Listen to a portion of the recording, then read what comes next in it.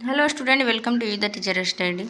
तो YouTube channel the teacher study पे daily ही बिहार डीएलएड 2022-24 सेकेंड ईयर का ये प्रैक्टिस कराई जाती है। तो ये बिल्कुल SCERT बुक से PDF ली गई है, जो हम लोग को डीएलएड में पढ़ना है, बिहार डीएलएड सेकेंड ईयर में। तो समकालीन भारतीय समाज में शिक्षा, ये मेरा फर्स्ट है, S1 है। तो S1 का चैप्टर है समकालीन भारतीय समाज में शिक्षा। तो यूनिट 1 हम लोग का हो गया है समकालीन भारतीय समाज में चुनौतियाँ और शिक्षा। यूनिट 2 भी हो गया है शिक्षा के समकालीन मुद्दे, और यूनिट 3 भी हो गया है शिक्षा के राजनीतिक एवं संवैधानिक संदर्भ में। और आज यूनिट 4 का है, इकाई 4 का है, शिक्षा और सामाजिक अपेक्षाएं। तो हम लोग 3 यूनिट पहले ही देख चुके हैं और आज यूनिट 4 का है। तो जो प्रिपरेशन कर रहे हैं या कर लिए होंगे उनके लिए तो अच्छे है, जिनको नहीं भी हुई है तो इससे कवर हो जाएगी, क्योंकि ये बिल्कुल ही बुक से PDF ली गई थी। SCERT बुक से PDF ली गई है, तो इसे थोड़ा सा एक बार देख लेंगे। तो चलिए, जो सेशन चैनल पे नए होंगे तो सब्सक्राइब कर दीजिएगा और लाइक कर दीजिएगा और शेयर कीजिएगा, और जो सब्सक्राइब कर लिए हैं और अभी लाइक कर देंगे और थोड़ा सा शेयर करेंगे, कम से कम ग्रुप में भी शेयर कर दीजिएगा। तो चलिए आते हैं कि क्या पढ़ना है, शिक्षा और सामाजिक अपेक्षाएं क्या है। तो देखिए, प्रस्तुत इस इकाई में हम समुदाय एवं विद्यालय के संबंधों को शिक्षा के क्षेत्र में उनके महत्वपूर्ण योगदानों के संदर्भ में जान सकेंगे। ठीक है, तो समुदाय एवं विद्यालय क्या है, इसके संबंध में हम लोग को जानना है कि क्या है या नहीं है। तो देखिए आगे देखते हैं। सामाजिक अपेक्षाओं के अनुरूप हमारी शिक्षा व्यवस्था के तहत क्या हमारे ये शिक्षाई संस्थान काम कर पा रहे हैं या नहीं, इसकी पड़ताल कर सकेंगे। तो विद्यालय से हमारी क्या अपेक्षाएं हैं यह जान सकेंगे। समुदाय से हमारे जो अपेक्षाएं हैं, क्या उसके अनुरूप समुदाय का सहयोग मिल पा रहा है, तो इनको देख सकेंगे।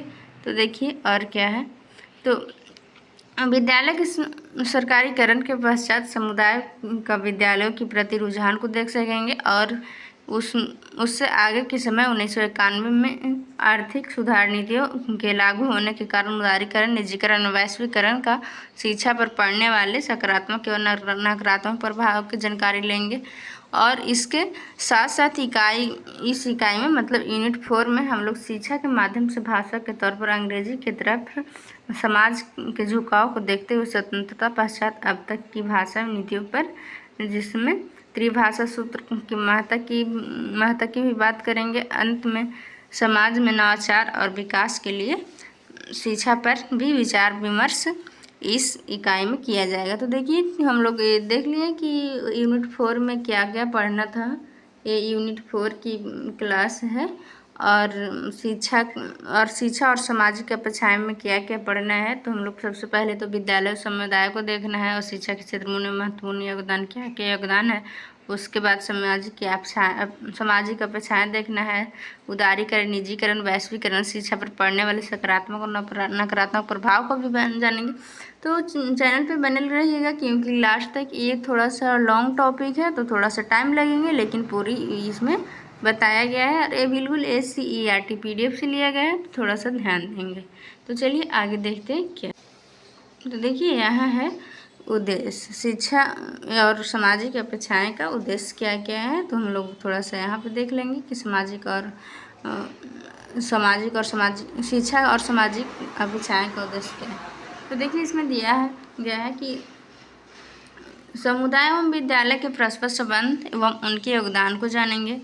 ठीक है, सामाजिक अपेक्षाएं के अनुरूप वर्तमान शिक्षा व्यवस्था को जान सकेंगे। विद्यालय से समाज की अपेक्षाओं को जान सकेंगे। आर्थिक नीति के कारण शिक्षा क्षेत्र में उदारीकरण, निजीकरण और वैश्वीकरण पर पड़ने वाले प्रभाव को जानेंगे। माध्यम भाषा पर विमर्श में शामिल हो सकेंगे। समाज में नवाचार और विकास के लिए भी शिक्षा के महत्व को जानेंगे। तो हम लोग महत्व, इसका उद्देश्य देख लिए, शिक्षा और यूनिट 4 शिक्षा और सामाजिक अपेक्षाएं का। अब आगे देख, तो देखिए यहाँ है शिक्षा विद्यालय तथा समुदाय अपेक्षा समकालीन बदलाव तथा प्रभाव। तो यहाँ दिया गया है शिक्षा विद्यालय तथा समुदाय अपेक्षा समकालीन बदलाव का प्रभाव। तो देखिए इसमें क्या क्या है। तो शिक्षा मानव जीवन का समग्रीय अंग है। ये तो बहुत क्लियर है, शिक्षा मानव जीवन का समग्रीय अंग है। शिक्षा के बिना कुछ नहीं कर सकते हैं। यह समग्र मानव के विकास की बुनियादी दशा है। इसके अभाव में कल्याण एवं समृद्धि को प्राप्त करना संभव नहीं है। साथ ही मानव इसके अभाव में गुलाम की भांति अपना जीवन व्यतीत करता है और मानव कि इस पृथ्वी पर अवतरित होने के समय से ही शिक्षा चली आ रही। इसलिए शिक्षा के बारे में सभी के द्वारा चर्चा की जाती है। विद्यालय की भूमिका उपरोक्त सभी क्रियाओं में अहम है। ठीक है, तो विद्यालय की भूमिका उपरोक्त सभी क्रियाओं में यानी शिक्षा विद्यालय से जुड़ी हुई है और विद्यालय के बिना शिक्षा प्राप्त नहीं कर सकते हैं।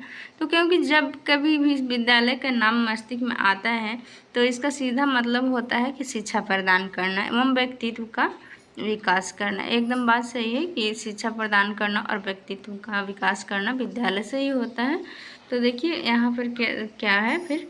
सामान्यतः विद्यालय को वह स्थान माना जाता है जहाँ सूचना प्रदाताओं या शिक्षकों द्वारा छात्रों को कुछ विषय की सूचनाएं प्रदान की जाती है और आज भी हमारे देश में यह अवधारणा प्रचलित है। विद्यालय की इस अवधारणा को पेस्टोलॉजी ने इन शब्द से व्यक्त किया है। तो पेस्टोलॉजी के द्वारा इन शब्द को व्यक्त किया गया है। तो देखिए आगे और क्या है सब जानते हैं।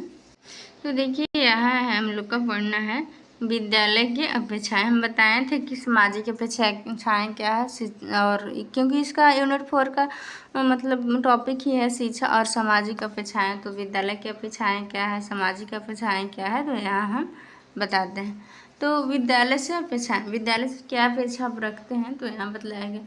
तो विद्यालय का निर्माण कोई समाज अथवा राज्य अपने बच्चे और युवक की शिक्षा हेतु करता है। ठीक है, और शिक्षा के उद्देश्य पाठ्यचर्या एवं शिक्षण विधियों सभी निश्चित होते हैं। इस प्रकार विद्यालय शिक्षा के एक औपचारिक अभिकरण होते हैं। ठीक है, इस विद्यालय से समुदाय अथवा समाज की कई अपेक्षाएं भी रहती है। आइए विद्यालय की अपेक्षाओं का विचार विमर्श करते हैं। तो देखिए सामाजिक विकास का अपेक्षाएं यहाँ दिया हुआ है। तो देखिए सामाजिक विकास का अपेक्षा है। तो वैसे तो मनुष्य जन्म से ही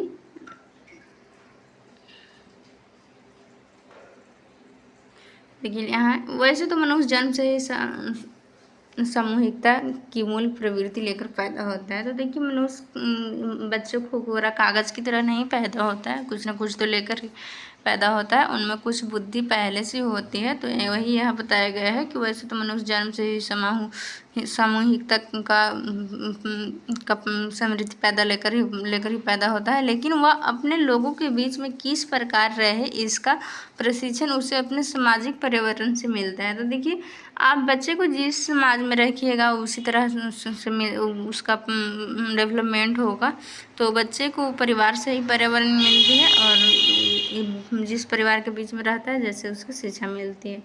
तो आजकल का सामाजिक पर्यावरण बड़ा ही दूषित है और उससे उचित सामाजिकता का प्रशिक्षण मिलना असंभव है। ये बात सही है, मतलब उचित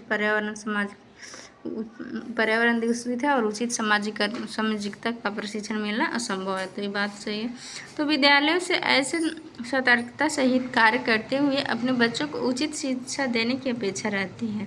ठीक है, विद्यालय के विभिन्न जाति धर्म और अलग अलग संस्कृतियों के बीच बच्चों को मिलजुल कर कार्य करने की प्रवृत्ति एवं उनमें लोकतांत्रिक भावना के विकास के साथ सुसगम नागरिक निर्माण अपेक्षा करती है। तो इतना हम लोग देख लिए, आगे देखते हैं इसी में और भी है कि क्या है।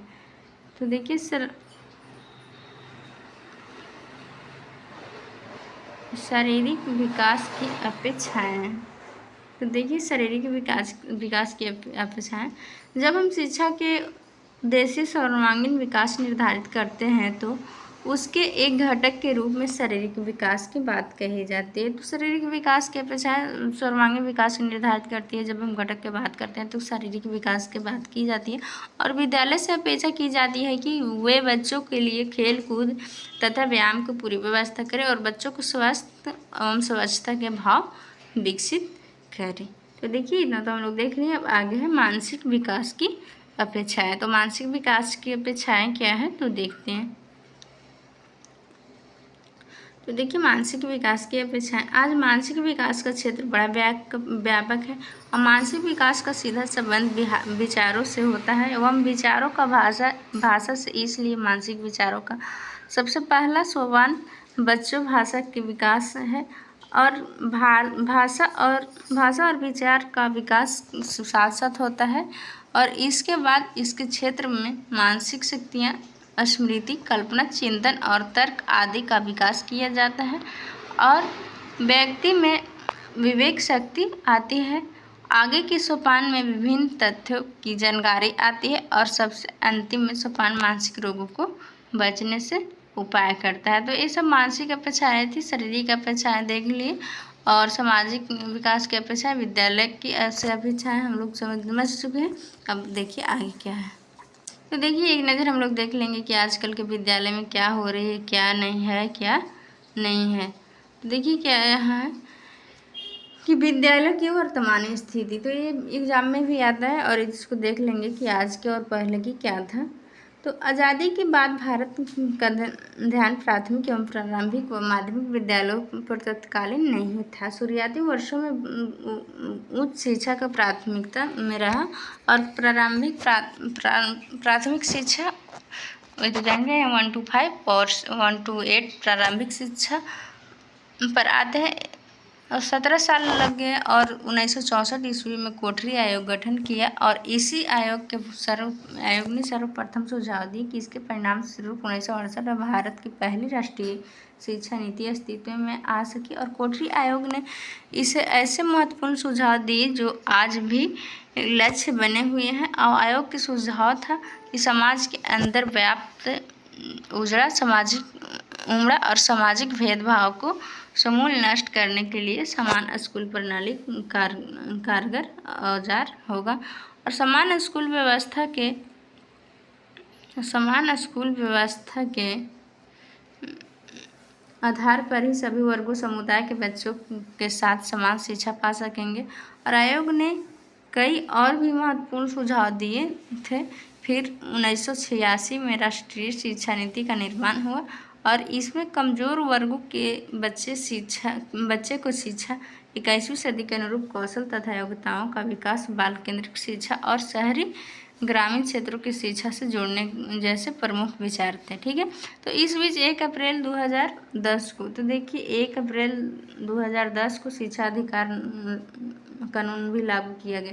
तो देखिए 1 अप्रैल 2010 को ये RTE 2009 जो चलाया गया था 2009 में, तो वही 1 अप्रैल 2010 को शिक्षा अधिकार कानून लागू किया गया। इस अधिनियम के लागू होने पर 1 से 14 वर्ष के प्रत्येक बच्चे के विद्यालय निःशुल्क तथा अनिवार्य शिक्षा पाने की कानूनी अधिकार मिल गया। ठीक है, तो अब 2020 में राष्ट्रीय शिक्षा नीति NEP के क्रियान्वयन के समय भी आ गया और इसके तहत पूर्व प्राथमिक शिक्षा के शुरुआती 3 वर्ष भी औपचारिक शिक्षण के हिस्सा बन पड़े। लेकिन चुनौती आज भी कायम है। 2011 के जनगणना के मुताबिक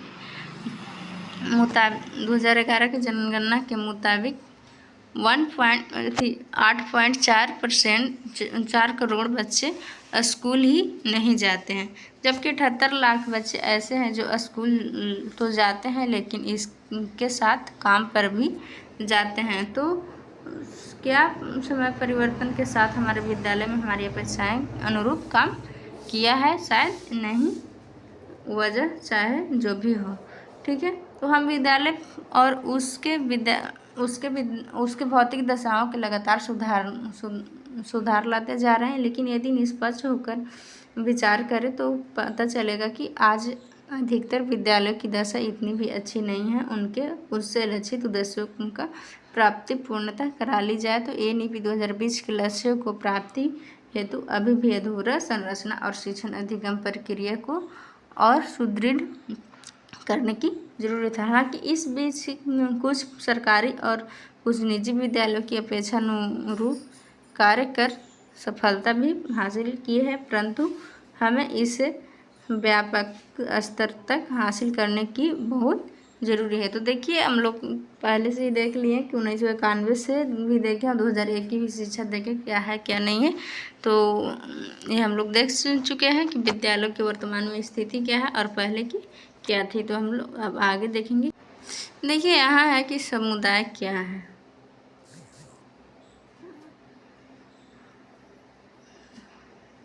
समुदाय क्या है, जो भी वीडियो देख रहे होंगे और DL बाईस 24 या सेकंड ईयर का कोई भी स्टूडेंट होंगे बिहार DL सेकंड ईयर का, तो वो थोड़ा सा ध्यान देंगे कि ये बिल्कुल SCERT बुक से लिया गया PDF है और उसी से हम प्रैक्टिस करवा रहे हैं। तो देखिए साधारण बोलचाल की भाषा में समुदाय व्यक्तियों का एक ऐसा समूह है जो मिलकर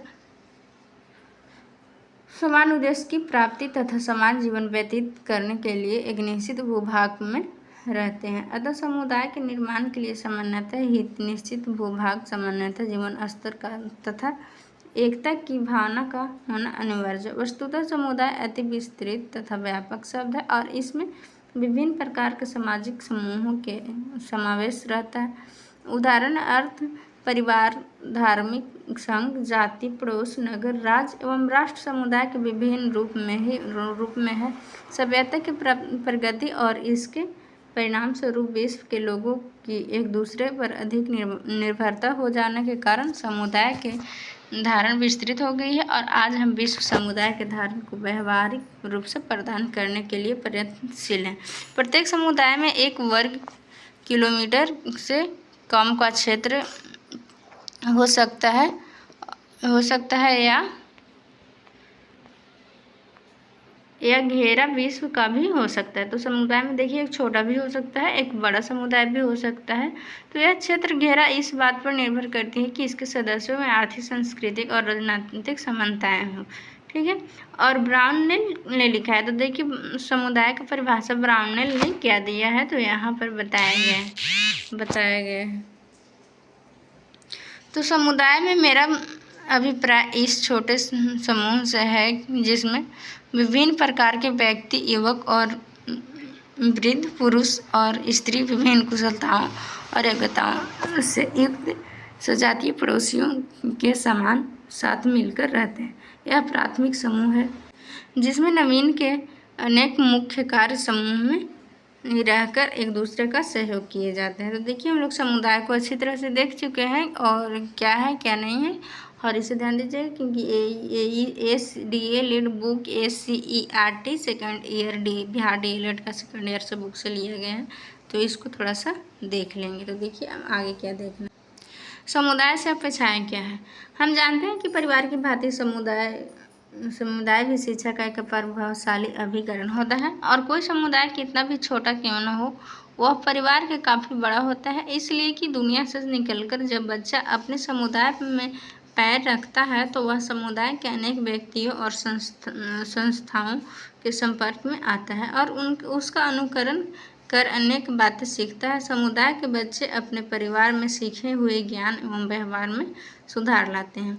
अपने देश के समुदाय अपने बच्चों की शिक्षा में दोहरा कार्य करते हैं और एक तो वे एक अपने में ऐसे पर्यावरण का निर्माण करते हैं कि बच्चे उनकी क्रियाओं में भाग लेकर भाषा और आचरण की शिक्षा प्राप्त करें और दूसरे वे अपने क्षेत्र में विद्यालयों की स्थापना करते हैं। ऐसे में समुदाय के कुछ अपेक्षाएं भी की जाती हैं।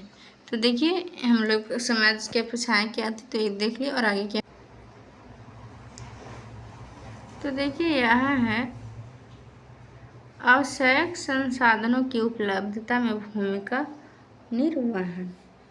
तो ठीक है, वहाँ तो आप समुदाय की अपेक्षाएं देख लिए। अब यहाँ आवश्यक संसाधनों उपलब्धता का निर्वहन तो क्या है। विद्यालय के मूलभूत संरचना आवश्यक संसाधन की उपलब्धता है तथा चारदीवारी, खेल मैदान, मरम्मती, रख रखाव, पुस्तक, प्रयोगशाला, खेलकूद सामग्री की व्यवस्था समुदाय में रहती है। इसका सहयोग बिना विकास के होता है। मेले, प्रदर्शनी व अन्य समारोह का आयोजन कराने में भूमिका समुदाय लोग ये सब कर सकते हैं।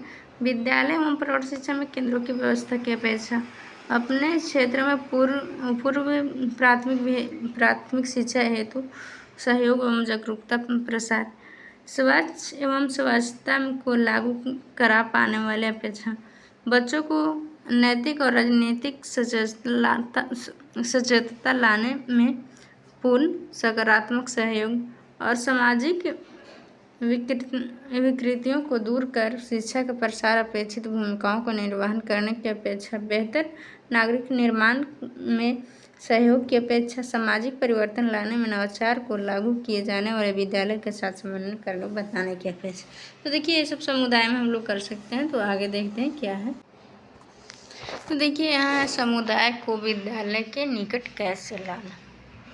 तो इसमें एक टॉपिक है विद्यालय और शिक्षा और सामाजिक अपेक्षाएं। इसी टॉपिक में है समुदाय को विद्यालय के निकट कैसे लाना। तो समुदाय के सदस्यों का आमंत्रण। विद्यालय सामुदायिक जीवन में विभिन्न क्षेत्रों के कार्य करने वाले लोगों को आमंत्रित करें, जैसे कि वह सामाजिक कार्यकर्ता, धार्मिक कार्यकर्ता, डॉक्टर, किसान, वकील, पेंटर, संपादक, व्यापारी, गायक, नर्तक आदि व्यक्तियों को आमंत्रित करें। ये लोग अपने व्यवसायों तथा अन्य सामाजिक तथ्यों पर प्रकाश डालकर छात्रों को सामुदायिक जीवन में वास्तविक परिस्थितियों के बारे में ज्ञान प्रदान कर सकेंगे। ठीक है। तो यहाँ है अभिभावक शिक्षक संघ। इसके द्वारा भी समुदाय को विद्यालय के निकट ला सकते हैं। तो अभिभावक शिक्षक संघ। तो समुदाय को विद्यालय में लाने के लिए अभिभावक शिक्षक संघ महत्वपूर्ण भूमिका अदा कर सकता है और छात्रों के माता पिता को शिक्षण कार्य में निम्नलिखित प्रकार के संबंध किया जा सकता है। जो प्रकरण या इकाई स्थानीय समुदाय से संबंधित हो, उसके प्रतिपादन के समय अभिभावकों को विद्यालय में बुलाया जाए। अभिभावक छात्रों के समझ प्रकरण से संबंधित स्थानीय तथ्यों का प्रस्तुत करेंगे। साथ ही विद्यालय किसी प्रकार के संबंध में अभिभावकों को प्रश्नावली के माध्यम से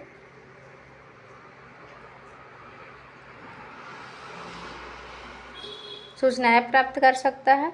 वस्तुतः समुदाय को विद्यालय के निकट लाने का यह एक अच्छा माध्यम हो सकता है। फिल्म, शो व प्रदर्शनियों ने फिल्मों के माध्यम से समुदाय को विद्यालय के निकट लाया जा सकता है और विभिन्न कार्यों के संलग्न व्यक्तियों को फिल्मों के माध्यम से समुदाय के संबंध में उपयोगी ज्ञान प्रदान किया जा सकता है। विद्यालय विभिन्न प्रदर्शनियों का आयोजन करके समुदाय को अपनी ओर आकृष्ट कर सकता है और उनका सहयोग प्राप्त कर सकता है। मेले, उत्सव आदि को मनाना। तो देखिए विद्यालय पोषक क्षेत्र के अधीन विभिन्न स्थानीय मेलों, उत्सवों एवं त्योहारों को मानकर उनमें शामिल होकर समुदाय को विद्यालय के निकट लाया जा सकता है। ठीक है। इनमें भाग लेने तथा देखने के लिए स्थानीय समुदाय को आमंत्रित किया जाना चाहिए। इससे विद्यालय के समुदाय एक दूसरे को निकट आ सकेंगे। ठीक है। दूसरा, सामुदायिक जीवन विभिन्न क्रियाओं का संगठन। तो समुदाय को विद्यालय के निकट लाने के लिए विद्यालय सामुदायिक जीवन में विभिन्न क्रियाओं का आयोजन किया जाए और इनके आयोजन के छात्र सामुदायिक जीवन के विभिन्न पक्षों के विषय के बारे में ज्ञान प्राप्त कर सकेंगे। तो देखिए ये सब था समुदाय को विद्यालय के निकट कैसे लाना है। तो हम लोग समुदाय सदस्यों का आमंत्रण करके अभिभावक शिक्षक के और भी टॉपिक देख चुके हैं। अब देखिए आगे क्या है। तो यह है आर्थिक सुधारों का शिक्षा पर प्रभाव। तो आर्थिक शिक्षा के प्रभाव देखते हैं। तो भारतीय इतिहास में यूँ तो कई महत्वपूर्ण वर्ष रहे हैं, लेकिन आज तक आर्थिक विकास इतिहास की बात वर्ष 1991 में इसके लिए एक ऐतिहासिक घटना वर्ष के रूप में जाना जाता है। तो देखिए एक ऐतिहासिक घटना आर्थिक के विषय में ऐतिहासिक घटना वर्ष के रूप में जाना जाता है। तो 1991 माना जाता है। ठीक है। तो इसमें देश के आर्थिक नीतियों को मूलभूत परिवर्तन दृष्टिगोचर हुए और आर्थिक नीतियों में काफ़ी बड़े बदलाव लाने की आवश्यकता महसूस की गई और यही आर्थिक सुधारों की पहल में सहायक सिद्ध हुआ। ऐसा महसूस किया जाने लगा कि यदि यंत्र उत्पादक और कार्य क्षमता में सुधार लाना है तो राज्यों एवं बाजारों की भूमिकाओं को पुनः परिभाषित किए जाने की आवश्यकता है। ठीक है। तो वर्ष 1991 में आर्थिक सुधारों की शुरुआत से ही इन्होंने अनेक क्षेत्रों को आच्छादित किया है, जिसमें प्रमुख हैं तो देखिए, औद्योगिक लाइसेंस को हटाया जाना, विदेश निवेश पर प्रतिबंध हटाना, आयात शुल्क में कमी लाना, आयात शुल्क को चरणबद्ध तरीके से हटाना और बाजार के ताकतों द्वारा विनिमय दर को निर्धारण, वित्तीय क्षेत्र में सुधार, पूंजी बाजार उदारीकरण, सार्वजनिक क्षेत्रों में निजी क्षेत्र को प्रवेश, निजीकरण, रियायत, सब्सिडी में कमी, मूल्य संवर्धित कर और सेवा कर लगाया जाना। देश में अधिक सुधारों के इस प्रयास से आगे चलकर शिक्षा जैसे महत्वपूर्ण क्षेत्र में भी प्रभावित हुए। तो आइए अब हम इसके जुड़ाव से समझते हैं। देखिए, इतना हम लोग देख चुके हैं, अब देखते हैं आगे क्या है।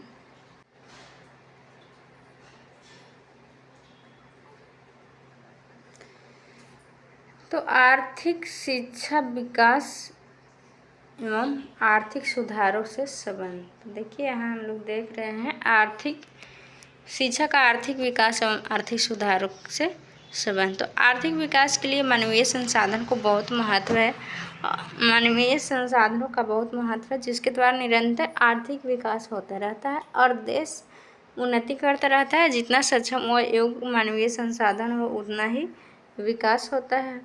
विकास होना निश्चित है, अतएव उसकी योग्यता, क्षमता, निपुणता, कौशल पर भी विकास करना आवश्यक है। ठीक है, तो इन शक्तियों का विकास शिक्षा द्वारा ही संभव है। तो अतः हम कह सकते हैं कि शिक्षा का आर्थिक विकास से संबंध और इसका अभिन्न अंग भी है। तो शिक्षा द्वारा मानव में कौशल का विकास होता है और कौशल वृद्धि के कारण उत्पादन क्षमता, उत्पादन में उपयोगिता बढ़ने के फलस्वरूप आर्थिक विकास संभव है। इसके लिए अतियोग शक्ति न होगी कि शिक्षा और आर्थिक विकास एक दूसरे से संबंधित है। तो शिक्षा का तात्पर्य साक्षर बनना ही नहीं, बल्कि मानव के कौशल विकास है। तो शिक्षा के सभी स्तरों को अवयव एवं अवरोधों को कम करना है। साथ ही शिक्षा व आर्थिक विकास के मध्य जरूरी स्तरों पर अवयव एवं अवरोधों को कम करना है। साथ ही शिक्षा एवं आर्थिक विकास के मध्य जरूरी संबंध ही बनना है, ताकि हमारी शिक्षा आर्थिक विकास का अपना पूर्ण योगदान दे सके।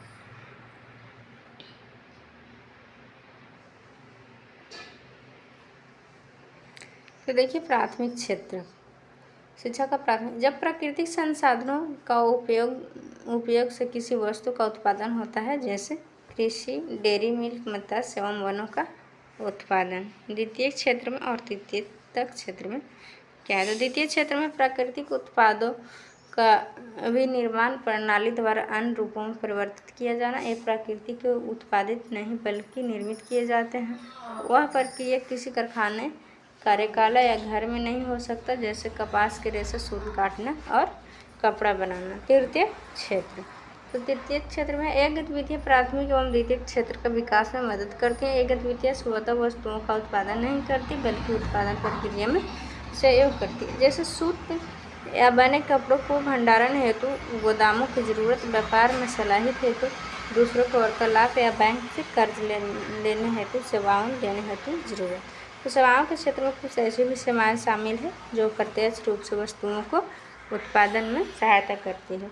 तो देखिए, ये CERT PDF से ली गई है। तो जो नया चैनल बनाए होंगे तो सब्सक्राइब कर लेंगे, लाइक करेंगे, शेयर करेंगे। और ये CERT बुक से PDF ली गई है, तो ये बिहार DLED सेकंड ईयर के लिए बहुत ही यूजफुल होगा। चलिए आगे क्या है। तो देखिए, भारत में आर्थिक सुधार का शिक्षा पर प्रभाव।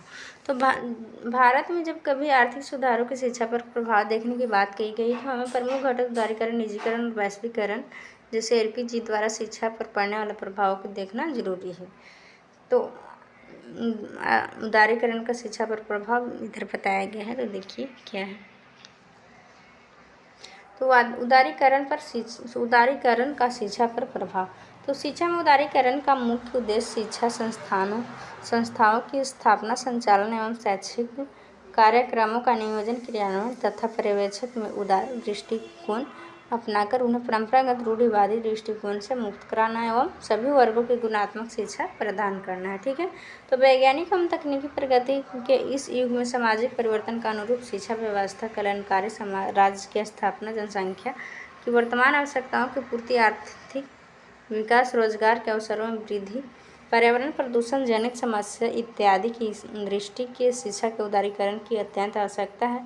तो भारत में 1991 से आगे के वर्षों के जारी आर्थिक सुधारों की प्रक्रिया अंतर्गत उदारीकरण का शिक्षा पर प्रभाव क्या पड़ा है। तो देखा जाए कि कुछ सकारात्मक प्रभाव और कुछ नकारात्मक प्रभाव भी पड़े हैं। तो देखिए उदारीकरण का सकारात्मक प्रभाव क्या है। तो वित्त पोषण में सहायता, शैक्षणिक संस्थाओं के प्रति मध्य प्रतिस्पर्धा में वृद्धि, फलस्वरूप गुणवत्ता में वृद्धि, भारतीय अर्थव्यवस्था के लिए शिक्षा एक आर्थिक स्रोत के रूप में परिवर्तित, कौशल युक्त पेशेवर शिक्षा की व्यवस्था, शिक्षकों एवं छात्रों के लिए कैरियर चुनने एवं भविष्य में अन्य विकल्पों की सुविधा, तकनीक एवं संप्रेषण के विकास के शिक्षित जनसंख्या में वृद्धि, राष्ट्रीय हितों एवं प्राथमिकताओं को ध्यान रखते हुए यह कहा जाता है कि भारत में शिक्षा एवं उपलब्धता, सार्थकता एवं गुणवत्ता में वृद्धि के लिए उदारीकरण है। तो देखिए ये बिल्कुल NCERT PDF से लिया गया है। तो PDF को ही हम लोग डील कर रहे हैं। तो PDF में यही सब दिया है और यही एग्ज़ाम में आते हैं।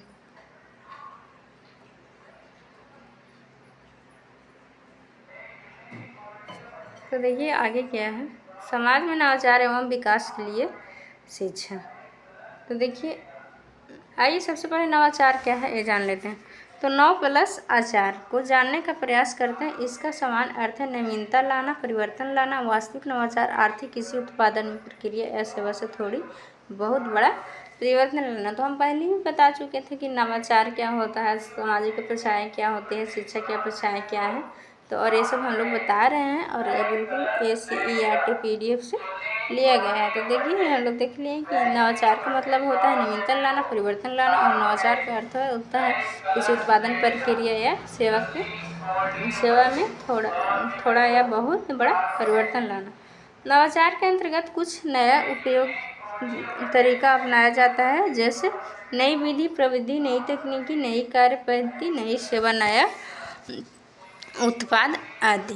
तो किसी वस्तु में क्रिया व विचार में परिवर्तन होना प्रकृति का नियम है और परिवर्तन से ही किसी भी क्षेत्र में विकास के चरण आगे बढ़ते हैं। यही परिवर्तन किसी व्यक्ति और समाज को स्फूर्ति, चेतना, ऊर्जा एवं नवीनता प्रदान करता है। नवाचार परिवर्तन ही है और नवाचार हमेशा कोई नया कार्य करना ही नहीं बल्कि किसी कार्य को नए तरीके से करना भी नवाचार कहलाता है। ठीक है। तो वार्नेट के अनुसार, वार्नेट ने परिभाषा दिए हैं तो हम लोग देखते हैं कि वार्नेट क्या कहते हैं।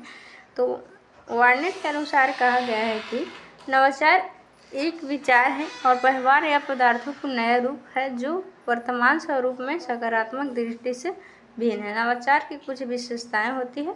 नवाचार किसी भी चीज़ में परिवर्तन लाता है। तो ये वार्नेट के अनुसार दिया गया है। हम लोग नवाचार की परिभाषा देख लिए और वार्नेट में क्या बोले थे वो भी देख लिए। तो यहाँ हम लोग को देखना प्रौद्योगिकी विज्ञान को बढ़ावा दिया जाना। तो प्राथमिक और प्रारंभिक स्तर से ही हमें दैनिक जीवन में नई प्रौद्योगिकी, नया विज्ञान से यथा उम्र योग्यता इन्हें प्रेरित कराया जाना चाहिए। बच्चों को कंप्यूटर, लैपटॉप, स्मार्टफोन दैनिक जीवन में अनुप्रयोगी को बताया जाना चाहिए। School career, smart prepaid, slide आदि दिखाते हुए उपयोगिता से अवगत कराया जाना चाहिए। ठीक है। तो पाठ्य पुस्तकों की डिजिटल प्रति का उपयोग, कार्टून, फिल्म दिखाना चाहिए। ऑनलाइन कक्षा जोड़ना चाहिए। शॉपिंग प्रक्रिया, टिकट काटने की तकनीक का उपयोग, वीडियो बनाना, फोटो लेना, मैसेज और सामान्य व्यवहार सीखना चाहिए। साथ ही शिशु को कौशल विकास का कराया जाना चाहिए। ठीक है। तो ये सब प्रौद्योगिकी विज्ञान का सबसे बढ़ावा दिया जा रहा है। और आगे क्या है तो हम लोग देखेंगे। तो सामान्य उत्तर को देख लिए। व्हाट्सएप मैसेज करने की प्रक्रिया, जैसे सामान्य व्यवहार सिखाना चाहिए। साथ ही शिक्षकों को कौशल विकास करना चाहिए, खासकर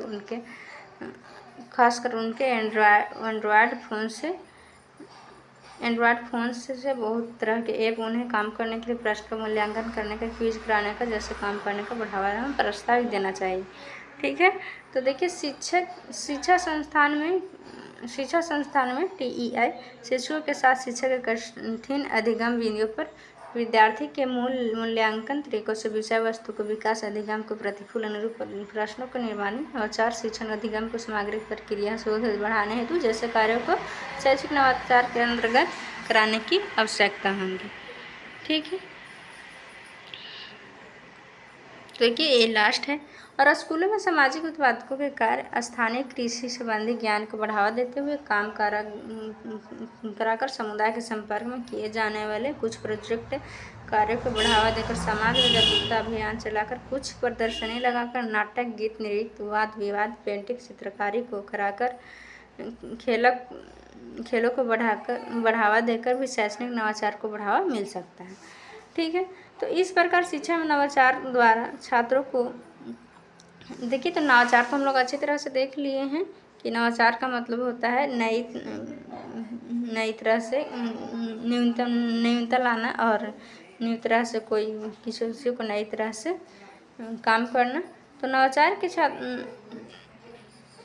नवाचार द्वारा छात्रों को शिक्षक देखिए, तो नवाचार द्वारा छात्रों को शिक्षक को समुदाय सहभागिता शिक्षकों में अभिनव शिक्षण तकनीकी क्षमता का संवर्धन छात्रों को रोचक एवं अनुभव आधारित व्यावहारिक शिक्षा पा सकेंगे जिससे कि उनमें गुणात्मक उन्नयन हो सकेगा। ठीक है, तो इस शिक्षा को नई दिशा मिल सकेगी और सामाजिक आर्थिक राजनीतिक सांस्कृतिक वैज्ञानिक एवं शिक्षक शिक्षा में नवाचार की महत्ता स्वीकार की जाएगी।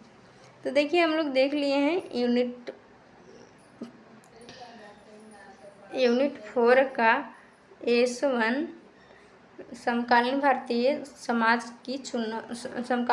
समाज में शिक्षा। S1 को हम लोग देख चुके हैं। यूनिट 1 यूनिट 2 यूनिट 3 तो पहले की वीडियो में बता दिया गया है। आज यूनिट 4 की क्लास थी और कल यूनिट 5 ख़त्म हो जाएगा S1 और परसों से चलेगी S2 की क्लास। तो इसमें जो नए चैनल पर नए जुड़े होंगे तो सब्सक्राइब कर लेंगे, लाइक कर देंगे, शेयर कर देंगे और जो भी वीडियो के देख रहे हैं वो लाइक कर देंगे और शेयर करेंगे ज़्यादा से ज़्यादा। तो इतना ही था। Thank you. The teacher study. जय हिंद।